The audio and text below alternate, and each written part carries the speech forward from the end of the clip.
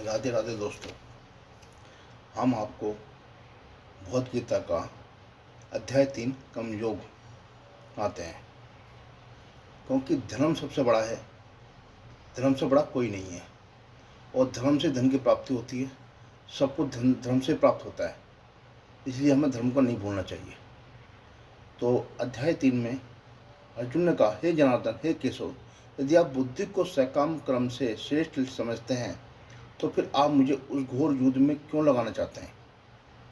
यानी घोर युद्ध, जो अपने जिस युद्ध में मैं अपनों को मारूं, उसमें क्यों लगाना चाहते हैं मुझे?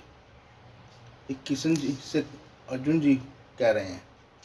अब देखते हैं किशन जी क्या कहते हैं।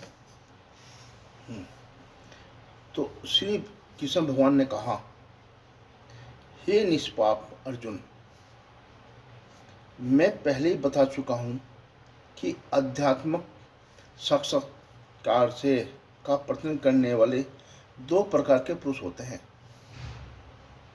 कुछ इसे ज्ञान योग द्वारा समझने का प्रयत्न करते हैं, कुछ भक्तिमय सेवा द्वारा। न तो कर्म से विमुख होकर कोई कर्म फल से छुटकारा पा सकता है और न केवल संन्यास से सिद्धि प्राप्त की जा सकती है। प्रत्येक व्यक्ति को प्रकृति से अर्जित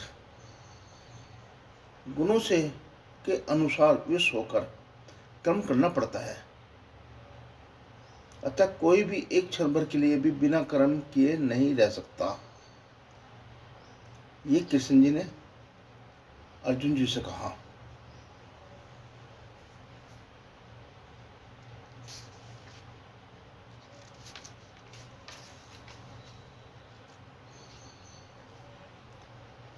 अपना नित्य कर्म करो।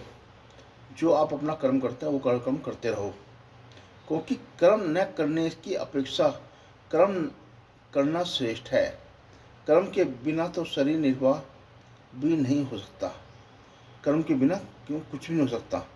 और बाकी आप सब श्री भगवान पे छोड़ दें। आज के लिए इतना, और कल के लिए दोस्तों सुनाएंगे। राधे राधे।